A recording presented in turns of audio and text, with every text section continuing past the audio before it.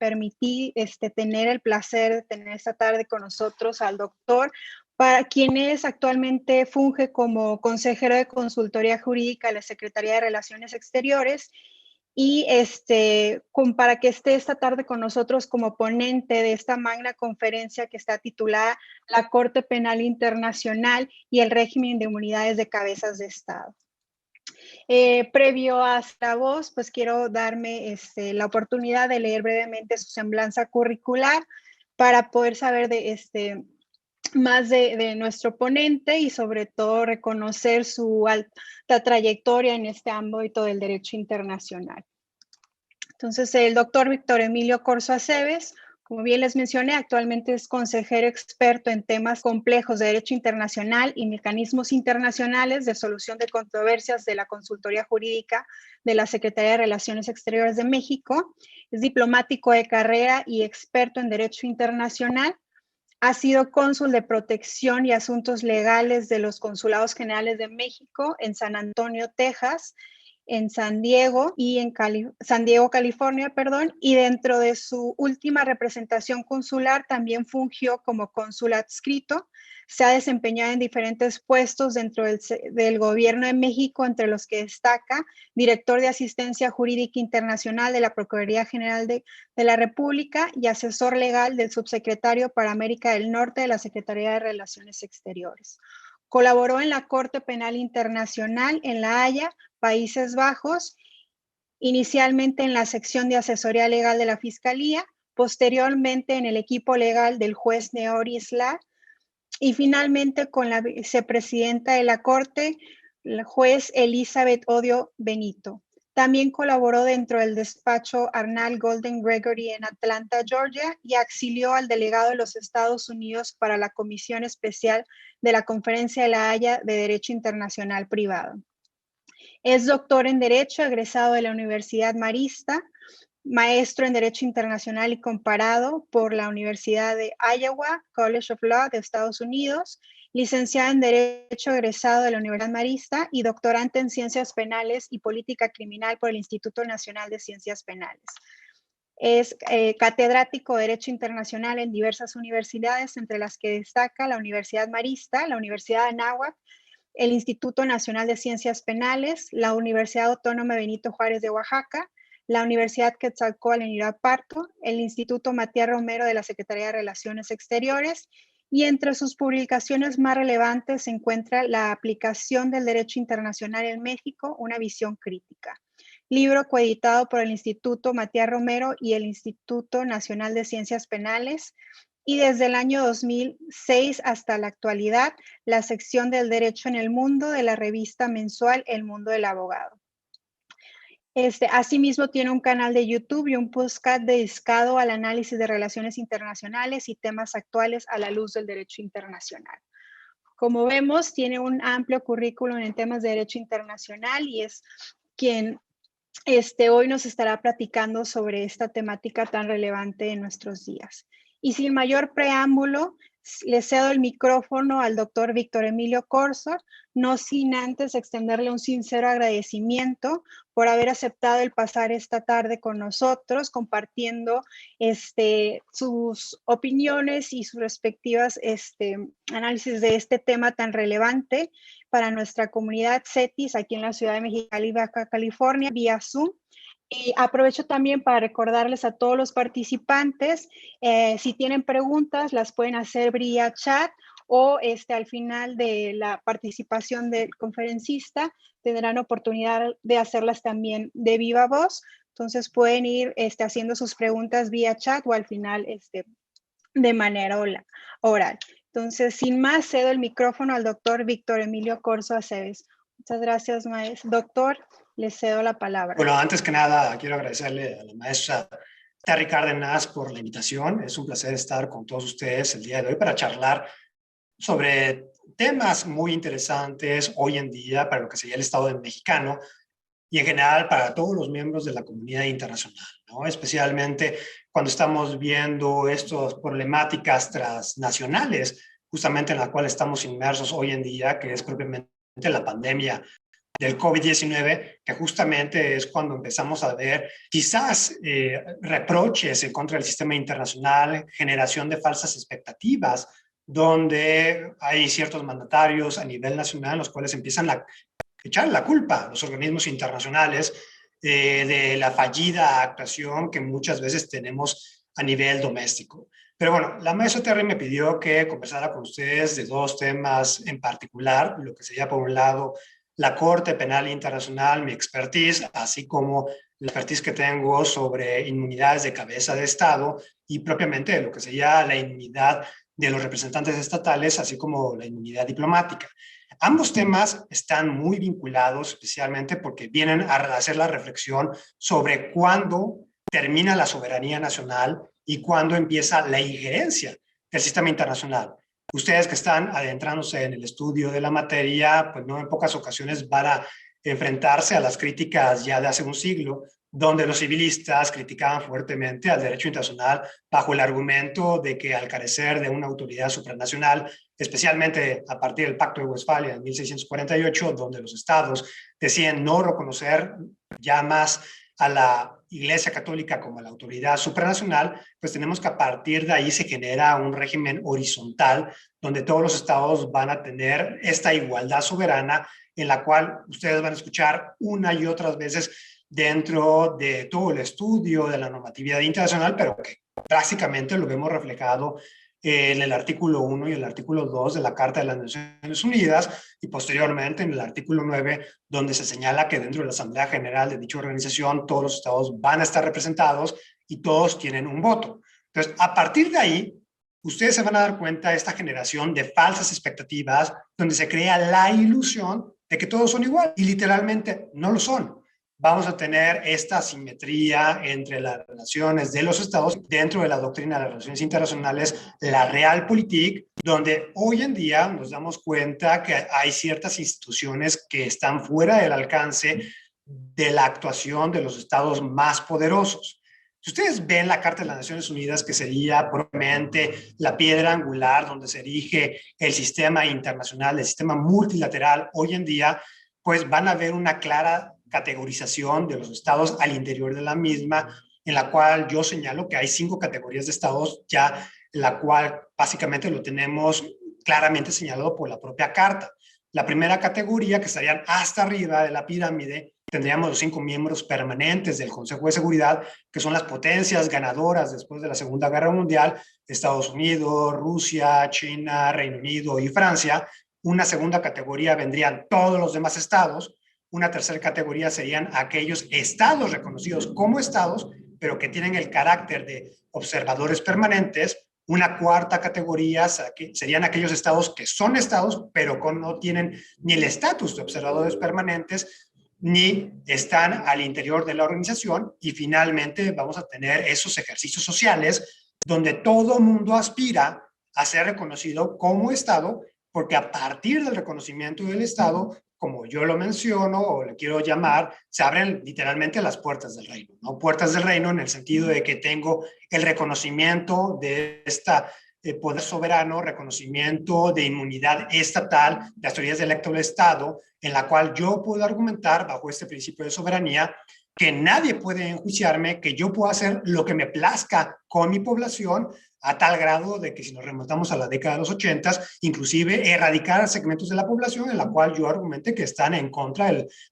proyecto político de cierto país. Justamente ahí tenemos las limpiezas étnicas de la década de los 90, cuando tenemos el genocidio en Ruanda, donde literal fallecen, son asesinadas 800,000 personas en un periodo de 100 días, justamente retomando esta asimetría o esta distinción artificial que generaron los belgas durante el tiempo que ellos fueron la potencia colonizadora en dicha región, en esta distinción entre Hutus y Tutsis. Lo mismo, el mismo argumento lo vamos a tener en la Guerra de los Balcanes, cuando se tiene la limpieza étnica después de la desintegración o la caída, la muerte de este Tito, el cual pues termina pues básicamente desmoronándose todo el proyecto dentro de la ex Yugoslavia, y es justamente donde empiezan estas batallas campales entre los propios estados al interior de la misma para tratar de erradicar a ciertas etnias de su territorio, ¿no? Entonces, aquí la problemática que vamos a ver y que es justamente de donde deriva propiamente lo que sería el esfuerzo de crear la Corte Penal Internacional es que esta va a derivar después del esfuerzo de que se termina cristalizando durante la Segunda Guerra Mundial de la Convención en contra del Genocidio, donde es justamente se retoma la frase nunca más, pero ese nunca más vamos a ver que es muy tardío. Muy tardío porque tenemos que van a pasar varias décadas sin poder tener una Corte Penal Internacional, y aquí es justamente uno de los factores de los cuales ustedes deben de tener en una consideración constante de la aplicación del derecho internacional. El derecho internacional, como lo conocemos y ustedes lo van a estudiar, hay que tener claro que el derecho internacional es un lenguaje que utilizamos aquellos que nos dedicamos a las relaciones internacionales. Aquí el error que estamos viviendo y a lo mejor la crisis institucional que se está viviendo en México hoy en día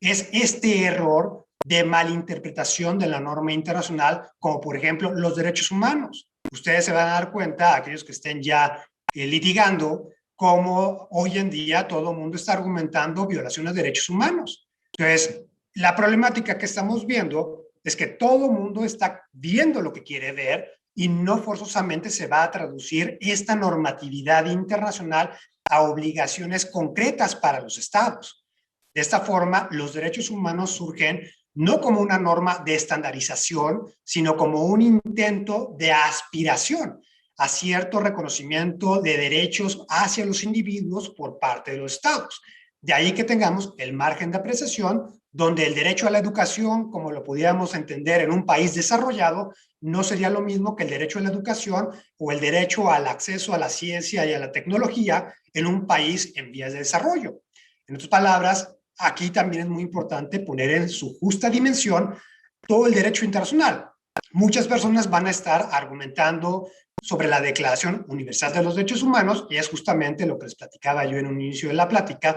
en el sentido de que hoy en día cómo se están generando falsas expectativas respecto a la actuación de ciertos organismos internacionales. Y bueno, ustedes a lo mejor habrán escuchado la semana pasada cómo había malestar por la inequidad de la distribución de la vacuna en contra del SARS-CoV-2, donde se critica que 10 países están acaparando el 80% de la producción inicial de la vacuna, 120 países restantes están peleando por el 20% restante de la producción inicial que está por ahí sobrando, y hay inclusive como 80 países que todavía ni siquiera tienen el acceso a la vacuna. Entonces, aquí algunos estados, especialmente el gobierno mexicano, que fue el principal promotor de la resolución 74-274 en el seno de la Asamblea General de las Naciones Unidas, estaban argumentando de que, entonces, ¿para qué sirvió esta resolución? En esa resolución se argumentaba que era necesario asegurar un acceso equitativo de todos los estados en lo que sería, primero, los insumos médicos para hacerle frente a las primeras oleadas de la pandemia. En segundo lugar, las medicinas para poder darle el tratamiento a aquellas personas infectadas. Y en un tercer momento, ahorita, en que hubiera un acceso equitativo a las vacunas. Entonces, aquí y todo este tipo de discusiones empiezan a reflejar algo que no está existente dentro de la norma internacional o que no está plenamente claro, que es justo la idea de obligaciones solidarias, donde aquí ya estamos apelando a argumentos filosóficos tradicionales, donde la pregunta que nos tenemos que hacer es ¿por qué aquellos países desarrollados que han hecho sacrificios o inclusive por a lo mejor razones históricas que están mejor posicionados, porque a lo mejor fueron aquellos países que tuvieron colonias, que se aprovecharon de los países en vías de desarrollo, porque ellos tienen que renunciar a las vacunas y por qué tienen que poner en un primer lugar a las poblaciones extranjeras? Entonces, aquí la pregunta que uno se hace es, estas supuestas obligaciones o esta retórica de obligación solidaria es una retórica meramente política que se argumentó dentro de la Asamblea General de las Naciones Unidas o se traduce a obligaciones jurídicas.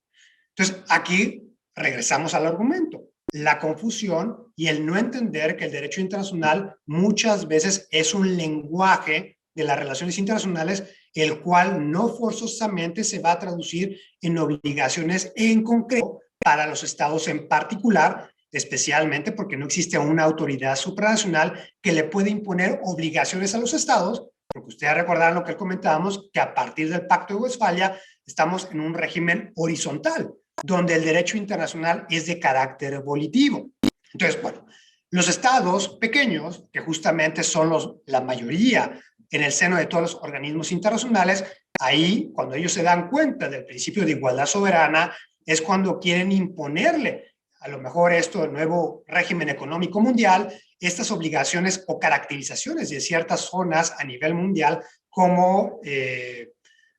patrimonio común de toda la humanidad, que es un término que similarmente empleó China cuando ellos estaban utilizando este liderazgo que estaba dejando vacante Estados Unidos durante la administración de Donald Trump.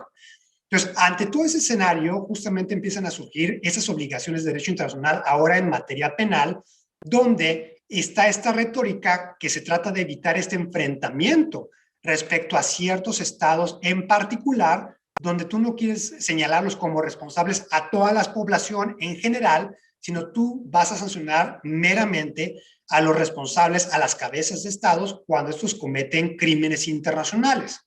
Ustedes recordarán que les platicaba yo como en la década de los 90 hemos tenido esta transición en materia de derechos humanos, donde en un principio los estados se veían a sí mismos como bolas de cristal polarizadas, donde se permitía ver de adentro hacia afuera, pero nunca de afuera hacia adentro. Cuando se pretendía ver de afuera hacia adentro, los estados invocaban el principio de no intervención en los asuntos internos del estado y de igual forma argumentaban el principio de libre autodeterminación de los pueblos. Justamente con el evolucionar del derecho penal internacional, con la dogmática de los derechos humanos, especialmente cuando se reconoce que los derechos humanos son obligaciones erga omnes y también erga omnes partes, que eso significa que cualquier estado tiene un derecho para reclamar la violación a los mismos, no necesariamente en el aspecto tradicional, donde forzosamente tenía que haber un vínculo genuino entre la persona afectada y el Estado que lo está protegiendo, como lo que vemos que el Estado mexicano realiza todos los días dentro de Estados Unidos con la red consular mexicana, que es la red consular más vasta en cualquier estado a nivel mundial, que son 50 consulados concentrados solamente en Estados Unidos, más nuestra sección consular en la Embajada de México en Washington, D.C. Entonces, ahí el Estado mexicano ve este vínculo donde el derecho internacional reconoce la potestad de proteger y hacer reclamaciones a favor de los derechos de estas personas. Entonces, estos derechos, cuando ya se escalan a tal magnitud de que uno hace suya la reclamación para brindar o llevar a cabo una reclamación legal ante un tribunal internacional, como en el caso Avena, que es cuando México demanda a Estados Unidos por las violaciones al artículo 36 de la Convención de Viena sobre Relaciones Consulares, para proteger a 50 y tantos connacionales mexicanos que habían sido sentenciados a la pena de muerte en Estados Unidos sin haber recibido el acceso consular que se debía bajo la Convención de Viena. Es justamente ahí cuando se establece esta protección diplomática, donde el vínculo genuino entre el individuo que protejo y el Estado que hace la reclamación es la nacionalidad. Pues tenemos que, bajo el estatus de los derechos humanos de ser obligaciones erga omnes y erga omnes partes, cualquier Estado va a tener legitimidad para poder reclamar por la protección de los derechos humanos de una localidad en particular, inclusive cuando no haya esta vinculación con el Estado que hace esta reclamación. Entonces, es justamente este paradigma que tenemos bajo el cual va a erigirse y se va a construir el Estatuto de Roma de la Corte Penal Internacional, justamente cuando la comunidad internacional se da cuenta que se volvió a cometer las atrocidades que se habían condenado durante la Segunda Guerra Mundial y donde se había hecho la promesa de que nunca más. Pero el nunca más se repite en la década de los 90 con el genocidio de Ruanda, la limpieza étnica en el territorio de la ex Yugoslavia, y ahí la comunidad internacional se viene todo este momentum político para poder generar esta Corte Penal Internacional, y justamente aquí es uno de los escenarios en los cuales podemos darnos cuenta cómo la comunidad internacional va cambiando de opinión por periodos. Tenemos que después de la Segunda Guerra Mundial, todo el mundo acusa, todo el mundo está de acuerdo con los principios de Nuremberg que se terminan adoptando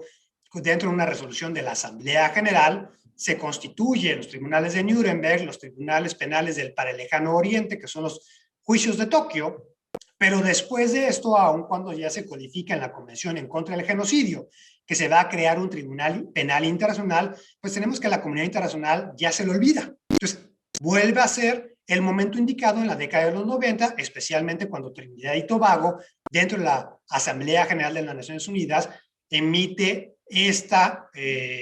iniciativa, donde ellos sugieren que se estudie la posibilidad de crear una corte internacional para enjuiciar el delito del narcotráfico. Entonces, a partir de ahí, agarra el momentum, especialmente por el Tribunal Penal Internacional para la Antigua Yugoslavia y el de Ruanda, que van a ser tribunales ad hoc creados por el Consejo de Seguridad de las Naciones Unidas, los cuales fueron muy criticados, especialmente también porque son tribunales que fueron muy caros. Meramente el primer año del presupuesto del Tribunal Penal Internacional para la Antigua Yugoslavia se le dio un presupuesto al tribunal de alrededor de $300 millones y estaba saliendo carísimo. Entonces, el tener este tipo de experimentos casuísticos, pues era un experimento muy caro en el cual la comunidad internacional dijo, ¿sabes qué? Sale más barato crear una corte penal internacional.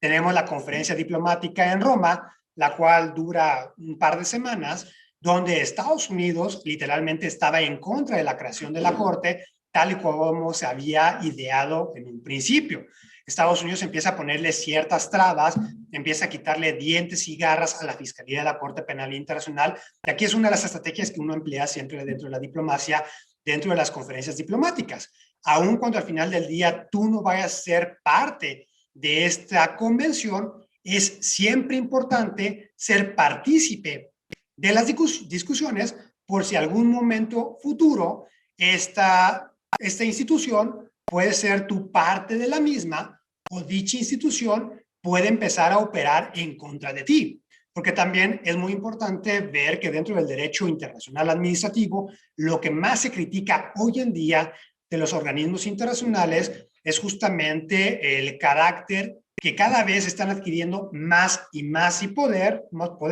especialmente empiezan a adquirir una autonomía, la cual empieza a distinguirse de la actual y de la voluntad de los estados. Por eso, dentro del derecho administrativo internacional, se critica o se utiliza una de las frases de la novela de Frankenstein, donde la organización internacional, cuando ya adquiere vida, cuando adquiere funcionamiento propio, se levanta y voltea a los estados y les dice, tú serás mi creador, pero yo soy tu amo. Entonces, aquí estamos viendo ese poder tan fuerte que están adquiriendo ciertas organizaciones internacionales y que en un principio se temía que la Corte Penal Internacional pudiera adquirir esta magnitud de poder, que inclusive se empezaran a emprender acusaciones frívolas en contra de las cabezas de ciertos estados dentro de la comunidad internacional, especialmente de que se pudiera ir en contra de la potestad que tienen todavía los estados hoy en día de realizar actos unilaterales al margen del sistema multilateral para promover su política exterior. Entonces, cuando ustedes vean que las cancillerías están interpretando la norma, también es muy importante ver que las cancillerías no interpretan la norma de forma objetiva. Las cancillerías de todos los estados ya va a ser una interpretación subjetiva, donde ellos van a estar más preocupados por el velar por su interés propio, más que un interés de toda la comunidad internacional. De igual forma, cuando ustedes reflexionen, ¿qué es la comunidad internacional? ¿Existe realmente la comunidad internacional? ¿Realmente los estados se ven como un miembro solidario de esta aldea global? Y la respuesta va a ser, depende. Depende de cuándo les convenga y cuándo no. Entonces, vamos a ver que dentro de la aplicación del derecho internacional no se puede aplicar el derecho internacional de una manera 100% objetiva, como ustedes quisieran estudiarlo desde un aspecto de hermenéutica jurídica. Hay muchos factores políticos que van a estar involucrados y que van a afectar propiamente la interpretación de la norma. De igual forma, cada vez que hay una violación a un instrumento internacional, y aquí también una de las grandes problemáticas que ustedes van a tener como formación dentro de un sistema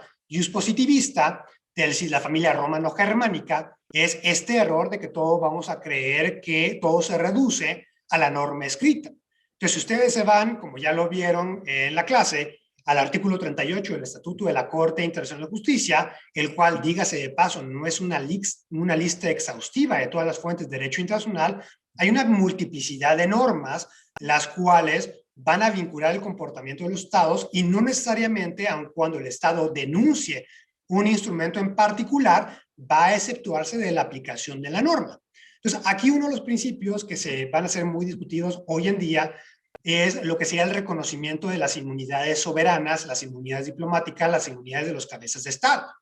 Ustedes habrán escuchado desde hace 2 años cómo la Corte Penal Internacional giró una orden de aprehensión en contra de Omar al-Bashir, quien fuera el presidente de Sudán, por la comisión de genocidio en el territorio de Darfur, en Sudán, y que justamente la comisión de esas atrocidades masivas llegó o orilló al Estado a que hubiera una división entre Sudán y Sudán del Sur.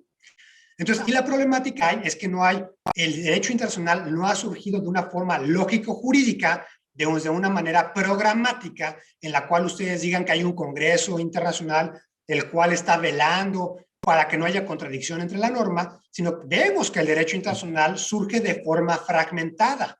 Entonces, por un lado tenemos el régimen aplicable del Estatuto de Roma de la Corte Penal Internacional y por otro lado las obligaciones de derecho internacional general, consuetudinario o reconocidas en los principios generales del derecho de las naciones civilizadas que aplican a otro grupo de estados. Entonces, justamente en el caso de Omar al-Bashir, teníamos la discusión sobre si a Jordania le aplicaban, bueno, la pregunta de Jordania y Sudáfrica era, bueno, ¿qué normativa de derecho internacional tengo que cumplir? ¿Aquella normativa establecida dentro del Estatuto de Roma de la Corte Penal Internacional o aquella normativa de la Unión Africana y del derecho internacional consuetudinario en la cual me obliga a no arrestar a una cabeza de Estado? Entonces, justamente esta coexistencia entre sistemas jurídicos viene una de las mayores complejidades del derecho internacional y una de las razones por las cuales, para aquellos que no lo entienden bien, lo encuentran como algo que pues, mejor no me meto a estudiarlo porque es algo muy complicado. En el sentido de que aquí uno de mis profesores, un jurista de Israel, israelita, que es Shabtai Bruzan, él argumentaba que lo más complicado del derecho internacional es definir propiamente cuál es la norma. Y ustedes se preguntarán por qué. Pues parece que está muy claro la norma, especialmente hoy en día que tenemos el Internet y vas a googlear o meterse a la página de tratados de Naciones Unidas para poder determinar desde un aspecto material cuál sería el instrumento jurídico escrito aplicable a cierta situación en concreto. Y vemos que la complejidad que tenemos en este rubro es que dependiendo de los estados que sean miembros de la controversia o partes de la controversia, vamos a tener que el derecho internacional va a ir variando. No todos los estados van a ser parte del mismo derecho internacional. No todos los estados van a ser parte de la misma normativa consuetudinaria que se pudiera aplicar a nivel regional. Entonces, bueno, uno de los casos más recientes donde veíamos justamente también esta coincidencia entre la potestad soberana, el principio de libre autodeterminación de los pueblos, el empleo frívolo de la Corte Penal Internacional, la potestad que tienen desde un aspecto soberano terceros estados para intervenir y proteger a ciertas personas, fue el conflicto de Bolivia. A lo mejor ustedes vieron durante los últimos 4 días cómo se giró la orden de aprehensión en contra de la expresidenta de Bolivia, Yanine Áñez, la cual encabezó el gobierno provisional de Bolivia tras la renuncia de Evo Morales en diciembre del 2019. Aquí también podemos ver cómo los organismos internacionales no son 100% objetivos, y aquí, si ustedes siguieron la retórica del Estado mexicano, habrán visto que hubo un enfrentamiento muy fuerte de México frente al secretario general de la Organización de Estados Americanos, especialmente porque se consideró que Luis Almagro estaba empleando su carácter de secretario general para manipular las conclusiones a las cuales llegaba la OEA e inventar que Evo Morales cometió fraude para reelegirse durante un tercer mandato al interior de Bolivia. Entonces, después de que viene esta acusación de que había hecho fraude, pues fue justamente cuando las fuerzas policíacas bolivianas y el ejército le recomienda a Evo Morales que renunciara. Entonces, en otras palabras, dicen, o renuncias o va a haber problemas muy serios. Entonces, ahí de inmediato, Evo Morales, para evitar que hubiera un golpe de estado militar, termina renunciando Y aquí sirvió mucho lo que serían las alianzas políticas, especialmente este apoyo que recibió por parte de México, que ustedes recordarán que lo que pasó de inmediato fue de que tras la renuncia de Evo Morales, de inmediato se albergó en la representación diplomática de México en La Paz, Bolivia, y de igual manera todos los miembros, altos miembros de su gabinete, se fueron también para la embajada y la residencia oficial. Entonces, aun cuando de inmediato el gobierno provisional de Bolivia giró órdenes de aprehensión en contra de Evo Morales y sus exfuncionarios, el gobierno de México ya los tenía protegidos dentro de su representación diplomáticas. Y aun cuando apostraron alrededor de 500, 600 elementos policíacos y militares, la Embajada de México y la residencia oficial, el gobierno de México invocó el derecho internacional, especialmente la Convención de Viena sobre Relaciones Diplomáticas y la potestad soberana de poderle otorgar asilo diplomático a quien lo considerara México, aun cuando el gobierno boliviano estaba caracterizando los crímenes por los cuales giró la orden de aprehensión en contra de Evo Morales como crímenes ordinarios. O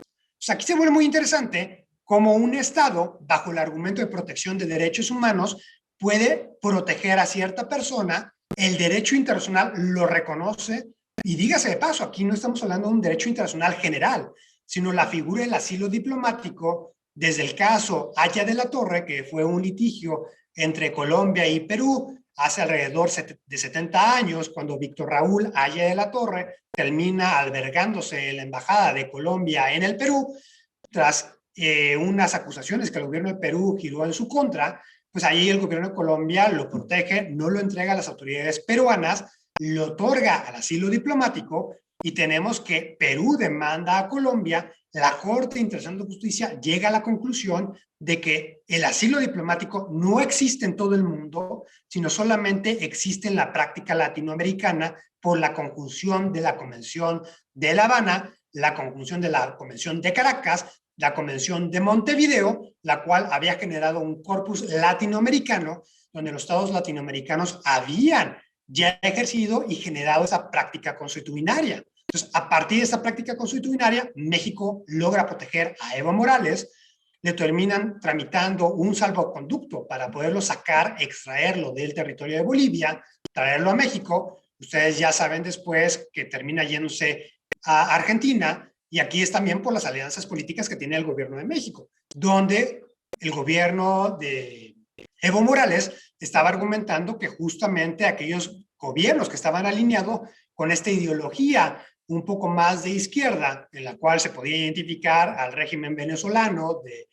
Nicolás Maduro, posteriormente Evo Morales, teníamos Argentina cuando estaba todavía los Kirchner en el poder y que vemos ahorita que nuevamente lo han retomado, teníamos también en el caso de Ecuador con Correa, y de igual forma teníamos el régimen de Nicaragua. Entonces, todos los países que estaban un poco más echados a la izquierda, pues argumentaban que Estados Unidos estaba tratando de estabilizarlos. Entonces, acusaban que Estados Unidos estaba tratando de montar esos golpes de Estados, y justamente ahí veíamos este choque ideológico en lo que sería el régimen americano, en todo el continente. Entonces, cuando en México, aun cuando lo querramos ver o queramos reprocharlo, pues literalmente nuestro socio comercial principal es Estados Unidos, y a partir de la entrada en vigor del TEMEC hemos buscado una integración regional con Estados Unidos, y tenemos alrededor de 35 millones de mexicanos viviendo en Estados Unidos, ya sea incluyendo los 11 millones de primera generación y posteriormente los 24 restantes de origen mexicano, pues tenemos que México pues debe tener claramente visibles sus alianzas. Entonces ahí viene la presión del gobierno de Estados Unidos, donde le pidieron a México que por favor Evo Morales pues pasara a irse a otro territorio, y justamente es lo que argumentaron algunos, que es la razón por la cual termina yéndose a Argentina. Entonces, hoy en día, cuando vemos la captura, la aprehensión de Jeanine Áñez, ahí ustedes pueden darse cuenta la diferencia que hace cuando un Estado interviene para proteger a una persona. En el caso de Evo Morales, cuando lo que extraen, le otorgan asilo diplomático, posteriormente asilo político en México, pues precisamente empezó a generar esta plataforma política en la cual se generaron protestas al interior de Bolivia, que fue justamente lo que generó la presión suficiente para que Jeanine Áñez decidiera declinar competir en las elecciones que tuvimos el año pasado, y en la cual termina triunfando Luis Arce, que era el candidato del partido MAS, el partido Movimiento al Socialismo, el cual es el mismo partido político del cual es Evo Morales. Entonces, aquí vemos que la intervención de la Corte Penal Internacional, especialmente porque todavía había muchos partidarios de Evo Morales en Bolivia, es que justamente la Corte Penal Internacional, al tener este mecanismo donde los propios estados pueden referir su situación para que la Corte la investigue, pues tenemos que el gobierno provisional de Yanín Áñez, para pegarle todavía a Evo Morales y todavía tratar de irse más allá de la protección que le estaba brindando México y Argentina, pues literalmente lo terminan acusando de la comisión de crímenes de lesa humanidad por los bloqueos a los suministros básicos para hacerle frente a la pandemia del COVID-19. Entonces lo estaban acusando de que él era el responsable de que no llegaran los tanques de oxígeno a los hospitales en Bolivia, y justamente al referir la situación a la Corte Penal Internacional, tú obligas a que haya una presión política en contra de los opositores a tu gobierno, más allá del uso faccionario de las instituciones nacionales, que vemos que es un común denominador, donde en el caso boliviano, Human Rights Watch, que aquí es muy importante la actuación de estas ONGs, las cuales, dígase de paso, tampoco es 100% objetivo su actuación, sino siempre van a perseguir un objetivo en particular dependiendo de quién los va a financiar. Pues Human Rights Watch acusa de que las acusaciones en contra de Evo Morales fueron fabricadas, al igual que las acusaciones que existen hoy en día en contra de Yanín Áñez. Entonces, el uso faccioso de la Corte Penal Internacional no es la primera vez que acontece. Lo tuvimos también en los primeros momentos, de la cual tuvimos, por ejemplo, el caso de Jean-Pierre Bemba, que él era el vicepresidente de la República Democrática del Congo. Pues tenemos común esas alianzas de amistad que pueda haber entre los mandatarios y los principales funcionarios de un estado en particular. En el caso de Jean-Pierre Bemba, cuando era el segundo vicepresidente de la República Democrática del Congo, pues tenemos que su amigo muy cercano era el presidente de la República Centroafricana. Entonces, cuando se da cuenta que había un golpe de Estado intentando derrocar a su amigo, de inmediato manda a grupos armados para apoyar y que trataban de derrotar al grupo rebelde que intentaba derrocar a su amigo en la República Centroafricana. Desafortunadamente termina perdiendo. De igual forma, él quiso contender a las elecciones presidenciales en la República Democrática del Congo. Y ustedes ya saben la historia de los países africanos, la cual pues se básicamente sobresale porque la mayoría de ellos son presidentes que duran décadas al frente de sus países. Entonces, cuando tenemos que es derrotado por el presidente que todavía sigue siendo el presidente de la República Democrática del Congo, este se une con el gobierno que derrocó al amigo de Jean-Pierre Bemba en la República Centroafricana, y le dijo, oiga, les propongo algo, ¿qué tal si matamos dos pájaros de un tiro? ¿Por qué no ustedes refieren la situación de la República Centroafricana? Yo me quito a un candidato fuerte que puede contender a las elecciones presidenciales, ustedes sancionan los crímenes de quien intervino en los asuntos internos de su país y resultamos ganando todos. Y literalmente lo hicieron así. Entonces tenemos que la Corte Penal Internacional inicia el proceso por los crímenes que se cometieron en la República Centroafricana, se giran órdenes de aprehensión especial en contra de Jean-Pierre Bemba. Al final del día termina siendo exonerado porque no se dieron los tipos penales de responsabilidad superior, en la cual pues vemos que es una de las nuevas modalidades con la finalidad de que los altos mandatarios al interior de un estado no se escapen bajo el argumento de que, pues yo no sabía que estaban cometiendo crímenes la policía o los del ejército, sino forzosamente se hace un análisis objetivo para determinar si esa autoridad, si ese superior jerárquico debiera de haber sabido por su poder y por su rol como autoridad superior de los crímenes que estaban cometiendo. Y de igual forma, cuando se enteró de lo que estaba pasando, la pregunta es, ¿implementó medidas adecuadas para sancionar a su personal, sí o no? Entonces, de igual forma, pues tenemos que ese tipo de persecuciones pues va a ser muy común en la historia, en las relaciones internacionales. Y otro ejemplo lo tenemos de amiguismos, el caso de Charles Taylor, que era el presidente de Liberia, el cual estaba tratando de apoyar a su amigo para que tomara el poder en Sierra Leone.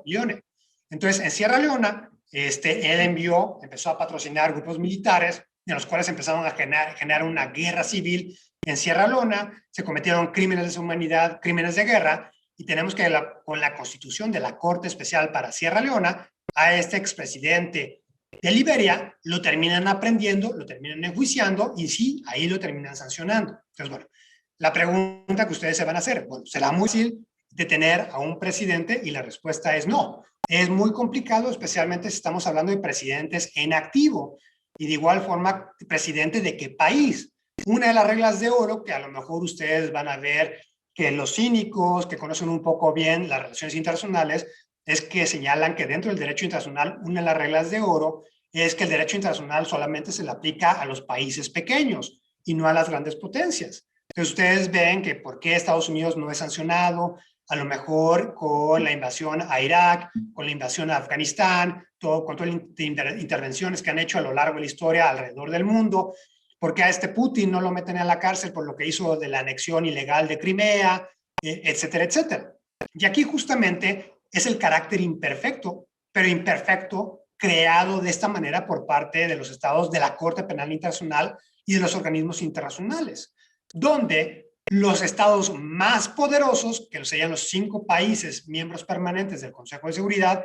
y aquí dígase de paso, el gobierno de México ha adoptado una política muy interesante y hoy en día ocupamos un asiento de miembro no permanente en el Consejo de Seguridad porque vemos la relevancia de ser partícipe en esas tomas de decisiones. De igual forma, ustedes habrán dado cuenta que la situación en México desde hace ya varios sexenios, pues no ha mejorado respecto a lo que sería el combate a la delincuencia organizada. Ustedes se dan cuenta si van a ciertas regiones del país, tienen autoridades de jure y autoridades de facto, en el sentido de que autoridades de facto son los grupos de delincuencia organizada, los cuales literalmente tienen el control de ciertos poblados en particular, y lo podíamos apreciar de forma bastante evidente cuando se dio la aprehensión del hijo del Chapo Guzmán,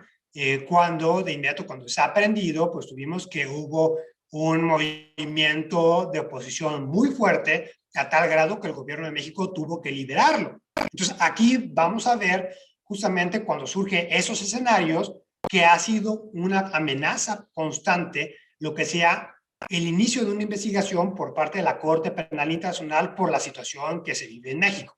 Entonces, aquí justamente ustedes se preguntarán, bueno, pues quizás si el Estado mexicano no quiere o no puede controlar la situación, pues no estaría mal que intervenga la Corte Penal Internacional. Bueno, aquí la problemática que tenemos es justamente cuando hay un reconocimiento de que se están cometiendo atrocidades masivas al interior de un estado en particular, pues vamos a tener que hay repercusiones reales en materia de inversión extranjera. Entonces, cuando ustedes ven que no hay un escenario propicio para la inversión extranjera, pues es mucho más difícil que los inversionistas extranjeros puedan invertir en el país y si hay una afectación real, especialmente a aquellos estados que muchas veces son caracterizados como estados fallidos, como veíamos el caso de Somalia. Somalia, aún cuando Estados Unidos ya ha reconocido que ya no es un estado fallido, como lo veíamos al principio de las décadas de los 90, cuando literalmente tuvimos esta guerra civil al interior de dicho territorio, pues veíamos que Somalia hoy en día se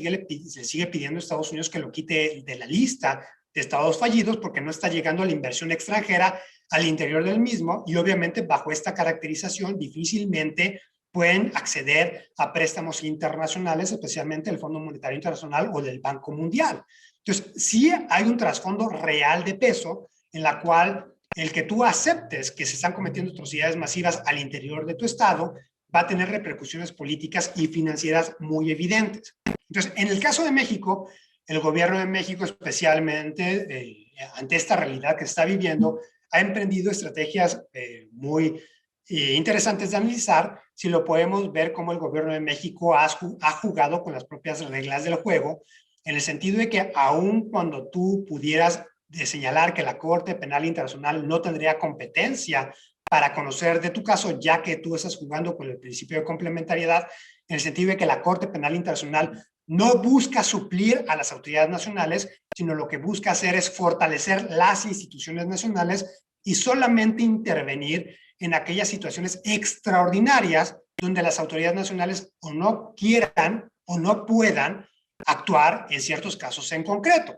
En otras palabras, siempre se le va a permitir a las autoridades nacionales llevar a cabo ese tipo de enjuiciamientos para ellos satisfacer las obligaciones bajo el Estatuto de Roma y sancionar a los autores materiales e intelectuales, la autoridad mediata e inmediata, de que tuvieran una relación con estas atrocidades masivas. Entonces, con este régimen de complementariedad, cada vez que vemos una comunicación por parte de una ONG argumentando a lo mejor atrocidades que se cometen dentro del territorio mexicano, el gobierno de México también manda una comunicación a la Fiscalía de la Corte Penal Internacional para hacerle ver que nosotros sí estamos investigando y sancionando a nivel local este tipo de crímenes que se están cometiendo. Y aquí es muy importante, aun cuando ustedes vayan a ver y estudiar el análisis, que en muchos de los tipos penales del Estatuto de Roma de la Corte Penal Internacional no se han hecho las adecuaciones necesarias al Código Penal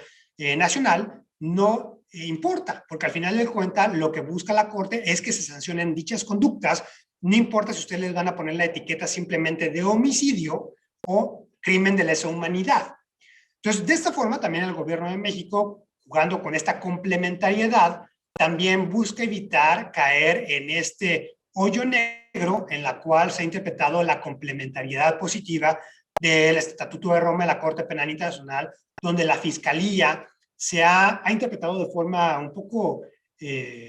laxa el Estatuto de Roma, donde ellos, ustedes, si le han dado seguimiento al trabajo de la Corte Penal Internacional, van a ver que periódicamente la Fiscalía empieza a emitir comunicados de prensa donde dice que está analizando la situación de X país. Entonces, el Estatuto de Roma no señala la obligación de estar anunciando públicamente cuando estás analizando la situación de cierto país. Simplemente tienes que abocarte a abrir investigaciones o no abrirlas.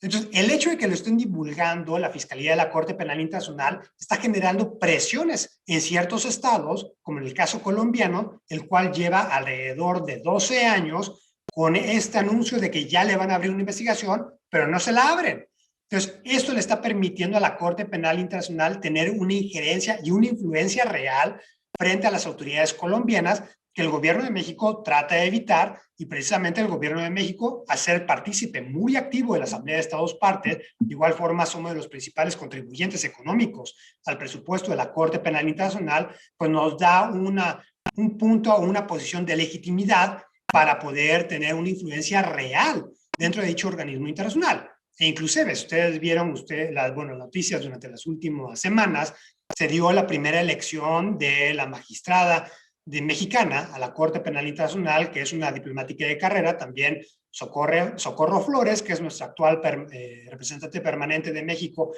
en Estocolmo, ante los organismos de las Naciones Unidas. Entonces, ella va a ocupar este primer puesto como jueza mexicana ante dicho tribunal, y bueno, esto le permite al gobierno de México tener un mayor margen de negociación en el sentido de que no puedes recibir tú un tratamiento como cualquier otro estado que no tenga una participación tan activa en la Corte Penal Internacional. Entonces, la próxima vez que haya un intento de abrir una investigación en contra de México, pues se tiene una cautela especial por ser México, en el sentido de ser uno de los principales participantes dentro de la Asamblea General, la Asamblea de Estados Partes. Segundo, tener un juez ya dentro de la composición de la Corte. Tercero, ser uno de los principales contribuyentes. Entonces, vean cómo ahí los factores políticos ya tienen una influencia real en la toma de decisiones dentro de la Corte Penal Internacional, donde el Estado mexicano está participando con las propias reglas del juego. Y la Corte Penal Internacional, si bien es cierto, tiene recursos limitados, es muy importante ver cómo sí se ha vuelto una piedra en el zapato de varios de los estados a nivel mundial, justamente con la interpretación moderna que están haciendo del Estatuto de Roma, donde Estados Unidos, si ustedes vieron al final de la administración Trump, empezó a haber una campaña nuevamente de enfrentamiento a la Corte Penal Internacional, donde empezaron a establecer sanciones coercitivas unilaterales en contra de la fiscal de la Corte Penal Internacional, esta Fatou Bensouda, la cual todavía sigue siendo la fiscal de la Corte. Ella es nacional de Kenia, y tenemos que actualmente también se tuvo la elección del nuevo fiscal de la Corte Penal Internacional, que sería el tercer fiscal que tenemos en la historia, que es Karim Khan, un nacional de Reino Unido. Entonces, aquí se vuelve interesante el trabajo reciente de la Corte Penal Internacional, porque vamos a ver que la Fiscalía ha iniciado investigaciones por lo acontecido en Afganistán. En otras palabras, se está analizando los crímenes también cometidos por el ejército estadounidense y algunos de los contratistas de la CIA. Entonces, de ahí la preocupación por parte de Estados Unidos de que se esté iniciando este tipo de actuaciones donde Estados Unidos pues ya no tenga este margen de actuación tan amplio como lo tenía anteriormente de hacer lo que ellos quisieran, y al manejar ellos la retórica dentro del Consejo de Seguridad, pueden siempre argumentar que ellos estaban argumentando o estaban actuando a favor del interés de la justicia internacional. Entonces, bueno, aquí me hacen una pregunta en el chat de cómo podemos medir si realmente se ha alcanzado este nivel de legitimidad que la Corte Penal Internacional debiera de tener. La respuesta es no, todavía no. La Corte Penal Internacional todavía es una institución muy joven. De igual manera, no tenemos una membresía universal. Eso significa que tenemos alrededor de 70 estados, miembros de las Naciones Unidas, que todavía no son miembros de la Corte Penal Internacional. La Corte Penal Internacional, siempre ha sido caracterizada como un gigante sin manos y sin piernas. Eso significa que para poder actuar la Corte Penal Internacional necesita forzosamente la cooperación de los estados. Entonces, ahora imagínense, en aquellos escenarios donde la Corte Penal Internacional está actuando en contra de la voluntad del Estado que está investigando, pues difícilmente se va a poder llegar a un resultado en concreto. Entonces, aquí, Luis Moreno Ocampo, el argentino Luis Moreno Ocampo, que fue el primer fiscal de la Corte Penal Internacional, él ponía una analogía que creo que es muy representativa, donde ustedes se pueden dar cuenta de la problemática que puede enfrentar la Corte Penal Internacional. Él decía que la Corte Penal Internacional era como un avión, el fiscal, el piloto. Entonces, imagínense tratar de aterrizar en un aeropuerto donde te están disparando desde abajo. Entonces, ¿dónde va a ser más fácil que aterrices? ¿En aquel aeropuerto donde eres bienvenido o en aquel aeropuerto donde tratan de tumbarte? Obviamente, es el enfrentamiento que está encontrando la Corte Penal Internacional, especialmente porque a ningún Estado le gusta tener una autoridad supranacional a quien rendirle cuentas. Imagínense tener esta autoridad supranacional que te está diciendo que estás actuando de forma incorrecta, de forma correcta, que es justamente la nueva variante que tenemos dentro del derecho penal internacional. Inclusive con los derechos humanos, el último juez para poder determinar si actuaste bien o no, pues en la mayoría de los casos va a ser el Estado. Solamente tenemos muy escasos casos que van a llegar ante la competencia de la Corte Interamericana de Derechos Humanos, y eso para aquellas situaciones donde el Estado reconozca la competencia o inclusive que hubiera un tribunal regional que pudiera conocer de las violaciones que se pudieran haber cometido en contra de un grupo particular de personas. Una de las problemáticas que tuvimos hace unos años y que ustedes a lo mejor escucharon fue el asesinato de 13 mexicanos, los cuales estaban de turistas en Egipto, y el gobierno egipcio los confundió con un convoy de terroristas que acababan de atacar a las fuerzas nacionales egipcias. Entonces, de inmediato mandaron aviones, helicópteros y bombardearon el convoy donde iban los turistas mexicanos. Fallecieron alrededor de 13 personas, otras personas quedaron gravemente heridas, y tenemos ahí la complejidad hoy en día, aun cuando el gobierno egipcio ya otorgó ciertas reparaciones en la cuantía de alrededor de $100,000 por familiar fallecido. Tenemos que los familiares están demandando al gobierno egipcio hoy en día ante la Corte Africana de los Derechos Humanos. Y la problemática es que si bien Egipto reconoce la competencia de la comisión, no de la Corte, y de la forma en la cual opera el sistema regional africano no opera con la misma efectividad que el sistema regional europeo o el sistema interamericano. Esto sí me lleva a decir que la Corte Penal Internacional todavía no alcanza la legitimidad que queremos, especialmente porque aquí básicamente la respuesta de manual que tenemos por parte de todos los estados es que todo el mundo apoya a las instituciones internacionales hasta que te empiecen a investigar a ti. Entonces, cuando te empiezan a investigar a ti, la reacción que tienen todos los estados es acusar que la Corte Penal Internacional está actuando de forma facciosa. El caso que teníamos en los países africanos, cuando se iniciaron los casos en contra de los mismos, empezaron a acusar que la Corte Penal Internacional era una corte europea, la cual estaba básicamente siguiendo este régimen colonial, donde los países europeos querían imponerle la visión europea a los países africanos, y era una persecución que estaban teniendo los países africanos. Posteriormente, cuando tenemos el caso que se inicia por la situación de Afganistán, en contra que probablemente va a tener Estados Unidos algunas investigaciones en su contra, Estados Unidos empezó a argumentar que estaba siendo manipulada la Corte por Rusia ahora. Entonces, dependiendo de cuando la Corte se esté investigando, tú vas a señalar tu enemigo favorito para poder acusar al organismo internacional de que está siendo manipulado por un Estado en particular. Entonces, aquí justamente se vuelve lo irónico, y uno de los de las formas en las cuales tú puedes atacar y te tienes que defender tú cuando estás siendo enjuiciado por este tipo de atrocidades masivas,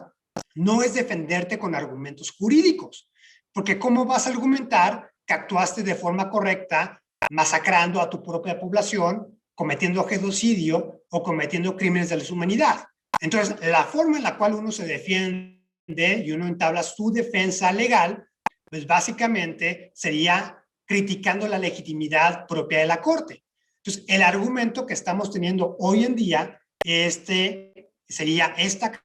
que estamos viendo a la legitimidad propia del tribunal, tal cual fue el show que entabló Slobodan Milosevic, Radovan Karadzic ante el Tribunal Penal Internacional para Antigua Yugoslavia, y la misma defensa que tuvimos por parte de todos los nazis durante los juicios de Nuremberg. Es una defensa que va más allá de los argumentos jurídicos para criticar la legitimidad propia del tribunal. Slobodan Milosevic argumentaba que el Tribunal Penal Internacional para la Antigua Yugoslavia era un tribunal ilegítimo, ya que él mismo había sido constituido simplemente por los países occidentales. Había sido creado simplemente por los miembros del Consejo de Seguridad, que son solamente un puñado de estados, que palidece su membresía a la de la Asamblea General, donde tenemos 193 estados. En cambio, el Consejo de Seguridad tenemos alrededor de 12 o 15. Entonces, ahí viene el contraste. Entonces, no se puede argumentar que es una justicia de toda la comunidad internacional si unos cuantos estados son los que constituyen ese tribunal internacional. De igual forma, me preguntan qué hay de lo de Venezuela. En el caso de Venezuela se vuelve algo muy interesante de analizar, porque literalmente la comunidad internacional somos partícipes del monstruo que se ha creado, en el sentido de que si ustedes verifican la historia, ustedes se habrán dado cuenta que el caso venezolano fue una de las primeras ocasiones donde dentro del continente americano se aplicó la Carta Democrática Interamericana y aquellos gobiernos que fueron depuestos por golpes de Estado. Entonces, el continente americano es uno de los pocos países a nivel mundial donde se reconoce como forma oficial de gobierno la democracia. Entonces, en los primeros periodos de Hugo Chávez, tenemos que hubo un golpe militar en su contra, fue depuesto por algunas horas, la OEA salió a su defensa, se criticó a este nuevo régimen que estaba surgiendo como un gobierno de facto, al cual no se le iba a reconocer, que es justamente una de las salvaguardas que tenemos en la Carta Democrática Interamericana, donde tú ya estás actuando al margen del sistema multilateral regional, en el sentido de que no es el primer filtro que tú tienes para intervenir en los asuntos internos de un tercer estado, sino el primer filtro que tienes tú vas a ser la regla de reconocimiento, bueno, la herramienta o la política de reconocimiento de gobiernos, donde tú como estado, dependiendo de cada elección que haya en cada país, tú vas a determinar si reconoces como gobierno legítimo al gobierno electo o no, que es justamente la dualidad que tenemos hoy en día en Venezuela, en que hay alrededor de 50 países que reconocen a Juan Guaidó como el presidente legítimo de Venezuela, y hay el resto de los países que reconocen todavía a Nicolás Maduro como el presidente. Entonces, esta dualidad de presidente de jure y presidente de facto, entonces, si tú no reconoces a alguien como el presidente legítimo, pues literalmente la consecuencia lógico-jurídica que podemos ver también esbozada en la doctrina Estrada es el remover a tu representante diplomático.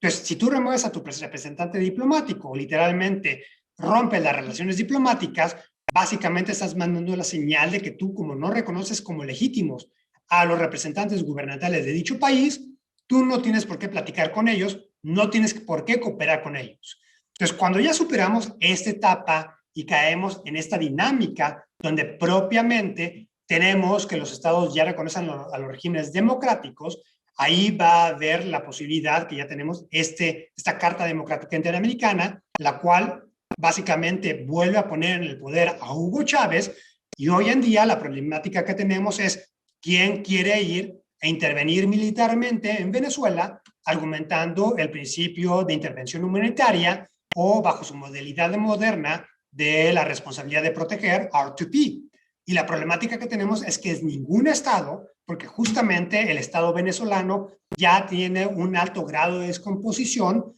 donde tendríamos que el estado que tuviera que intervenir militarmente tendría que quedarse varios años para poder reconstituir todas las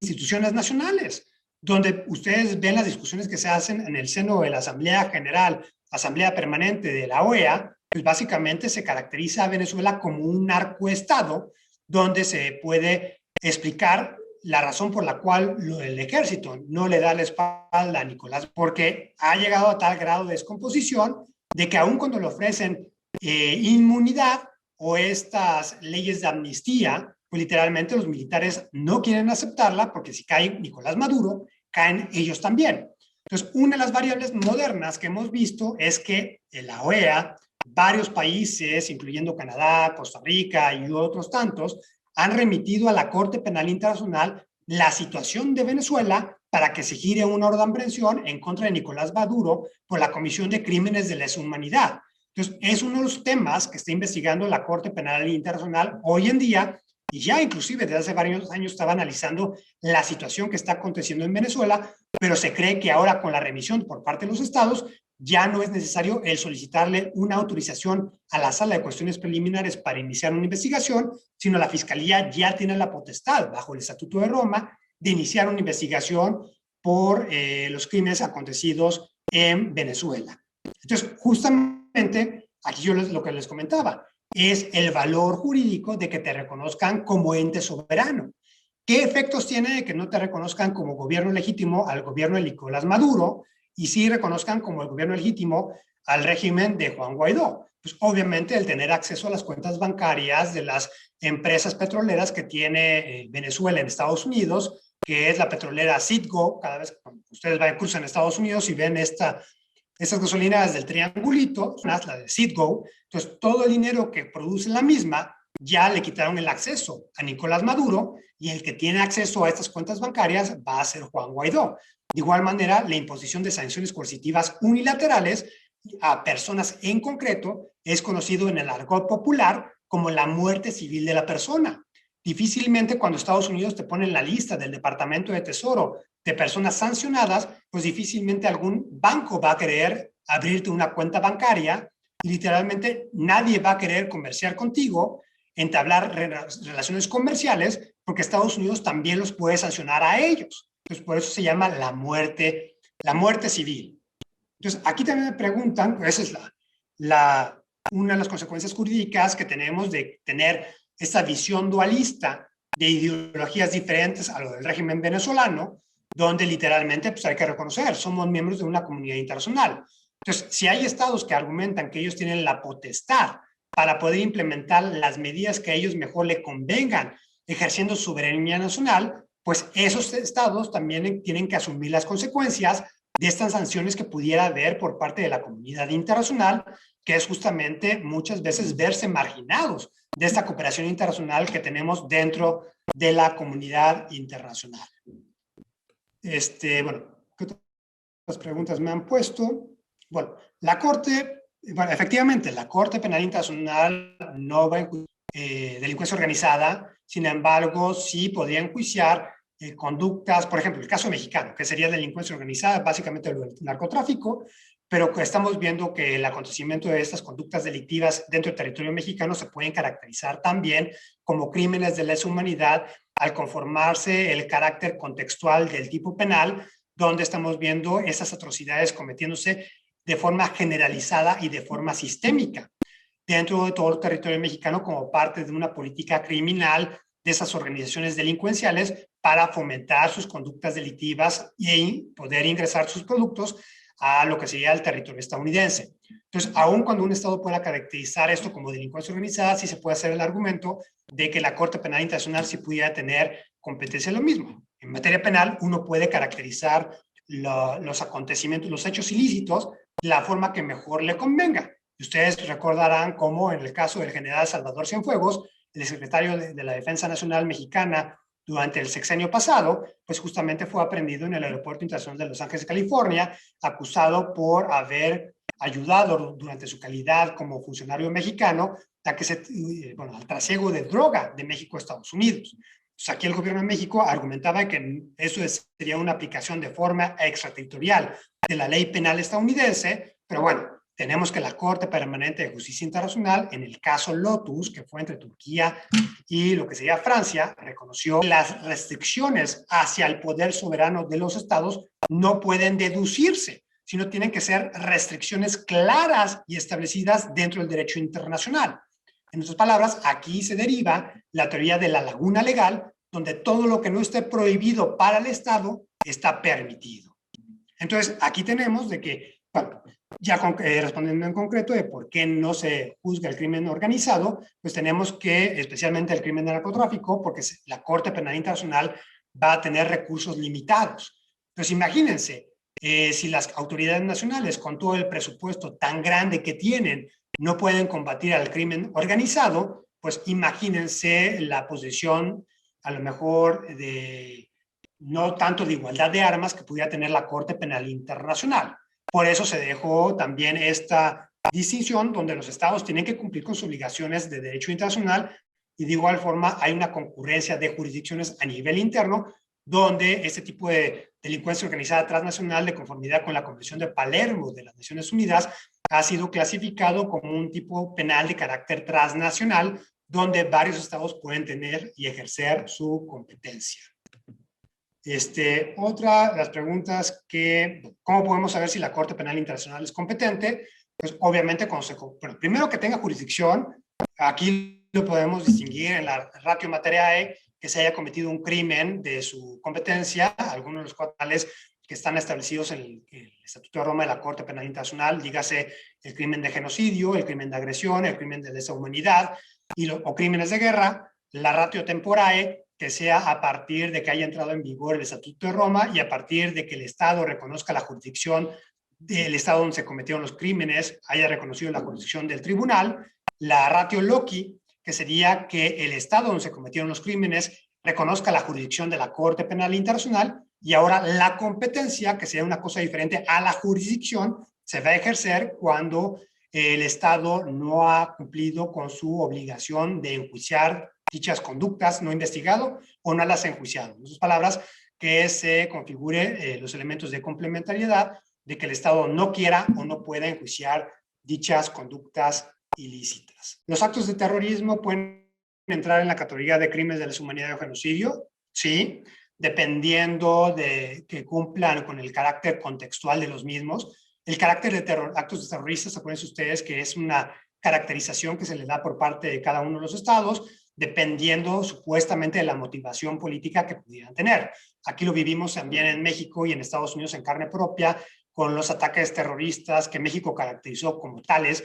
el asesinato de los mexicanos y personas de origen mexicano en el Walmart, en el mall de Cielo Vista, ahí en El Paso, Texas, donde el Estado mexicano, después de que hubo la publicación de este manifiesto por parte del perpetrador de este crimen, el gobierno de México lo caracterizó como acto de terrorismo y de igual forma la OEA lo condenó así. Y tenemos que unas semanas después, pues tuvimos la masacre de la familia Levarón, donde ahí a la inversa, el gobierno de México argumentó que no fue un acto terrorista, sino simplemente fue un acto de delincuencia organizada porque no había una motivación para generar miedo o una motivación política detrás de. Y aquí es muy importante hacer esta distinción de la caracterización, porque también se puede abrir la caja de Pandora para las interpretaciones modernas que tenemos del artículo 51 de la Carta de las Naciones Unidas, del derecho a la legítima defensa, especialmente en contra de actores no estatales como células terroristas,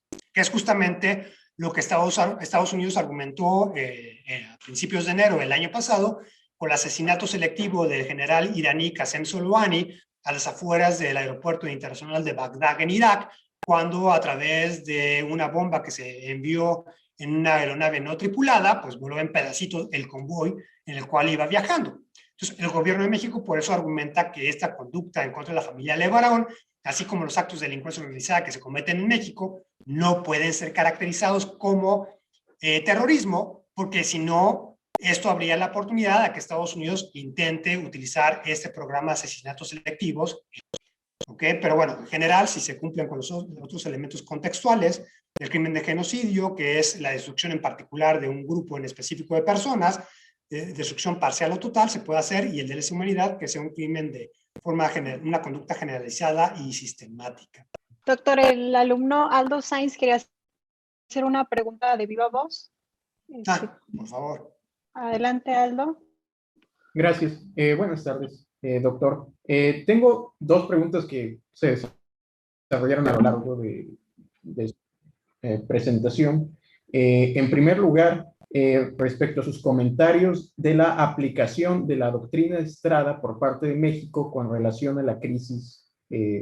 política que ocurrió en Venezuela, ¿usted consideraría que la implementación de esta doctrina debió de haberse dado a partir del derecho de legación de México, esto es, retirar la representación diplomática dentro del Estado venezolano para no dar una admisión tácita, un reconocimiento tácito de la legitimidad o la no legitimidad del gobierno, tal como se hizo en Chile en 1973, me parece? Bueno, voy a contestar de la forma igual, bueno, citando a Carlos Salinas de Gortari, cuando George votó para que le explicara cuál era el contenido de la doctrina Estrada, especialmente cuando iba a ver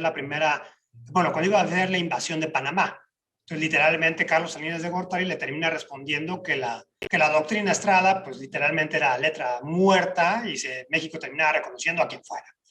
Entonces, aquí es justamente la propia discusión que tenemos siempre, si la política exterior es una política de intereses o una política de principios. Y justamente, pues, con el dinamismo moderno que tenemos del derecho internacional, pues tenemos que el contraste de este tipo de políticas no pueden ser tan en blanco y negro como se aplicaban hace unos años. Especialmente, ustedes deben tener en consideración que la política exterior mexicana, la razón por la cual parece que es más papista que el Papa, especialmente porque se utilizaba como mecanismo de defensa en contra del intervencionismo tan activo que teníamos por parte de nuestro vecino del norte. Entonces, la situación que tenemos hoy en día ya es diferente. Entonces, eso nos permite tener un margen de actuación mucho más holgado a como lo teníamos entonces. Entonces, creo que los principios de política exterior no se deben de ver como unas camisas de fuerza, sino literalmente estar abiertos a la reinterpretación de los mismos conforme a lo que le convenga más al Estado mexicano en ese momento en particular. Gracias, doctor. Y mi segunda pregunta es en relación al caso somalí. Nos comentó que el Estado somalí estaba solicitando a Estados Unidos que lo retirase de su lista de países de estados fallidos. ¿Usted considera que, dada la situación donde existe Somalilandia, Puntlandia y falta de control de facto en grandes regiones del territorio del Estado somalí, realmente están las condiciones materiales para que Estados Unidos elimine a Somalia de su lista de estados fallidos? Bueno, aquí este tipo de caracterizaciones que hace el gobierno de Estados Unidos sobre si un estado en particular es o no es cierta situación, pues justamente es una herramienta de política exterior que tiene el gobierno de Estados Unidos. Entonces, no va a responder a criterios objetivos, sino literalmente va a responder a los objetivos de política exterior que tenga Estados Unidos con la finalidad de presionar a las autoridades locales o para asegurar ciertos programas de cooperación que pudiera haber. Entonces, bueno, es difícil poder argumentar si está bien o está mal la política exterior estadounidense, especialmente si uno adopta una posición de igualdad soberana. Pues el gobierno de México tradicionalmente siempre ha reprochado estos programas de certificación o desertificación que tiene el gobierno de Estados Unidos y que justamente antes de que saliera Donald Trump también nos colocaron en esta lista de países que no hacen lo suficiente para combatir el narcotráfico. Pues vamos a ver que el factor político no vamos a poderlo evaluar desde una forma 100% objetiva, especialmente porque no deriva del derecho internacional, sino básicamente del ejercicio de una política exterior unilateral por un Estado en particular. Muchas gracias por su respuesta. Con gusto. Terry, había una pregunta que quedó en el chat, no sé si todavía tenemos tiempo para responderla. Sí, adelante. Creo que quedan dos preguntas en el chat. No sé si las ubica o si no se las hago lectura. Sí, por favor. Yo solamente ubico la de por qué no actúa la Haya en su debido momento y la otra no la veo. Creo que se pasó la pregunta primero de la alumna Mariana Araiza, que nos dice si la Corte penal internacional intercede si las autoridades nacionales no pueden actuar en concreto? ¿Qué autoridad lo haría en caso de que no pudiera la Corte Penal Internacional? Ok, perfecto. Bueno, respondiendo a esta pregunta, inicialmente tenemos que la Corte Penal Internacional, como les dije, funciona bajo el principio de complementariedad. Eso significa que no se está peleando por la competencia de un crimen en particular, sino lo que busca es que toda la comunidad internacional enjuicie este tipo de ilícitos. Entonces, en otras palabras, la primera responsabilidad va a ser del Estado donde se cometieron los crímenes. En un segundo término puede ser por parte de aquellos estados que tienen también una conexión, un vínculo conector a la conducta ilícita, llámese aquí los principios jurisdiccionales de materia penal, el principio de personalidad o personalidad activa, dependiendo si el delincuente es binacional o binacional es la víctima, lo que sea el principio de protección, que es cuando se afectan los intereses del Estado, el principio extraterritorial de cesión de jurisdicción o el principio de jurisdicción universal, donde el Estado argumenta que está actuando como garante de toda la comunidad internacional y aun cuando no haya un factor conector con el crimen, tiene la potestad de enjuiciar dicho ilícito, como lo que sea el tipo penal de la piratería, o si nos vamos a la Convención en contra de la tortura y del genocidio, ahí vemos también esta subrogación de la jurisdicción a cualquier estado que esté con la potestad y con el deseo de llevar a cabo dicho enjuiciamiento, ¿no? Que es uno de los aspectos particulares que tenemos hoy en día para el caso de Siria, donde no hay un punto de acuerdo por parte del Consejo de Seguridad de remitir la situación de Siria a la Corte Penal Internacional, y tenemos que hay una comisión investigadora independiente, la cual está recabando la evidencia y resguardándola para cuando surge el momento político adecuado, en el sentido de que se pueda referir por parte del Consejo de Seguridad la situación a la Corte Penal Internacional, se vaya a crear un tribunal híbrido, un tribunal ad hoc, o algún estado en particular desee y ejercer su jurisdicción de carácter universal. Y bueno, respondiendo a la otra pregunta, en la cual se preguntan de por qué la Haya no hizo nada, aquí es muy importante destacar que la Haya no tiene autoridad propia. Para que la Haya, dígase, Corte Internacional de Justicia, pueda iniciar tiene que ser adversarial, entonces no es un sistema inquisitorial, sino literalmente tiene que haber una demanda por parte de un Estado, y los Estados tienen que haber reconocido ya la jurisdicción de los tribunales, de este tribunal internacional. Igual la Corte Penal Internacional no puede iniciar propio motu a menos de que el Estado donde se cometieron los crímenes haya reconocido la jurisdicción de la Corte Penal Internacional o que el Consejo de Seguridad la haya remitido la situación en particular de dicho Estado o haya habido una referencia del propio Estado reconociendo la competencia de la Corte. Recuerden, no hay una autoridad supranacional que pueda suplir, bueno, en otras palabras, el derecho internacional sigue siendo de carácter volitivo. Eso significa que los estados tienen que reconocer la autoridad de la autoridad supranacional, de la autoridad internacional. No se puede imponer esta autoridad por parte del organismo internacional y aterrizarla hacia un estado. Bueno, la última pregunta que ponen que es ¿cuál es mi reacción sobre la política mexicana respecto a la Corte Penal Internacional?